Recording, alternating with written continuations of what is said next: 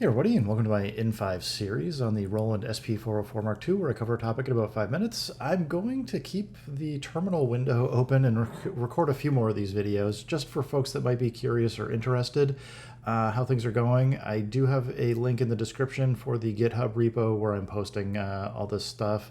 But what I want to explain to you is down here in the bottom half of the window, what I've basically been doing is just I make one change on the SP404 mk2 usually, tweak it, write down what the note is, then take and extract the PADCONF.BIN from doing a export. And by doing this, I'm able to see like one step at a time what a change is. And so I've checked all this stuff in, but if we go to PADCONF list here, go to the top, basically just a quick explanation of what I'm doing, and actually I should probably fill in the commands that I'm running just to move stuff over and do the diffs and things, but I'll get that added.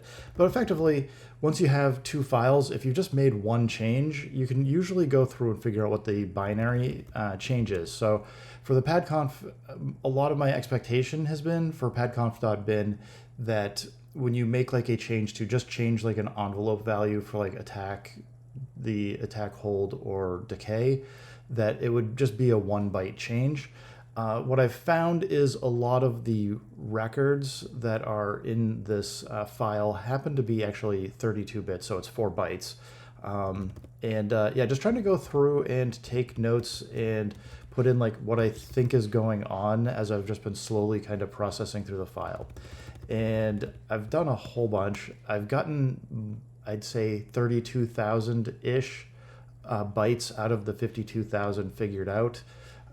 So that's pretty well mapped out. I think the next big portion that I need to do is pattern chains. But if I come up here and just show you, I've actually started to break down what the header is. And we can see what, for example, we've got up here the 12th, the hex 12th byte here is the bank tempo, and or the project tempo. So when you come in here and just do shift pad 11 and you use your control knob 1 to switch between these two, this is just the value that gets saved in PADCONF.BIN. Similarly, we've got the actual project BPM here is stored in the 13th and 14th hex bytes. And then from there, you start just getting blocks of data where you have the different bank BPMs, and then we've got bank volume. I suspect we've got characters here that are just null. I haven't looked at the file again lately, but I haven't been able to see like these bytes change at all as I've just been going through doing this process, changing one thing at a time. So like that gets a good portion of the header figured out, and then you can see here from the 81st to A0 bytes, this is where we actually have the project name. So if you come in and if you hold remain and see, it's got the project here. If you just hit enter, this is the value that gets stored as the project name. It's also used as a directory, which makes things a little bit strange for some of the tools I've been putting together and just running some commands, but that is what it is. We've then got another 4 bytes that are nothing. And what most people are probably interested in at this point is the actual data structure. I suspect that at this point, I could probably take these question marks out. I suspect that it's 00A5 is the first pad. And I took a note. It's 172 bytes are basically reserved for each pad. I haven't found what all of the bytes are used for though. So you can see here we got like the 4 bytes for sample start. We've got 4 bytes for sample end. We've got another 4 for the pitch and speed volume control. So like this is, maybe I'll just update this so it's a little bit more clear. It's not actually pitch speed menu. I don't know. I'll make it more clear. Page volume setting. Anyway, that's there. We've got like the gate. It uses a total of 4 bytes to just change this one binary bit. So it goes from 0, 1 to 0, 0. Loop off, for some reason, goes into what I would consider probably a negative number here. I don't know why it's implemented this way, but it goes from all zeros to 7F, FF, FF, FF. So probably just flagging it from 0 to -1 instead of 0 to 1. I don't know why. Maybe there's some other things I haven't found yet. We've got the assignment for pad mute groups, BPM sync, the BPM value. A thing to note on some of these values, and BPM's one of them, is for some reason it is a BPM of 9,000. You actually need to take the hex value and convert it to decimal, and then once you've converted it to decimal, this is actually stored as 9,000. I forget what the hex is offhand, but it's stored as the decimal number 9,000 and then converted into the BPM screen when you come in on your, the BPM down here that you can manually set is there. So a little weird, but they can implement it however they want, and if it works, it works. The one-shot mode here seems to be hex 20 for gate. That's where you have like the gate is blinking, so you hold down enter and tap gate. We've also got if you set the very speed backing, this is also encoded in this pad one-shot mode, very backing or very ensemble. I don't know why they did this, although maybe playing around and experimenting it with some more. I mean, basically anytime you see anything that's just a factor of 4, they're basically just doing a binary bit flip. So my guess is they just wanted to make sure that you can only have one bit set for these, but I'll have to play around with it some more to find out. The loop point here happens to be relative from the start point, and at least that may change if it goes reverse. I haven't played with that yet, but the relative loop point is basically added on.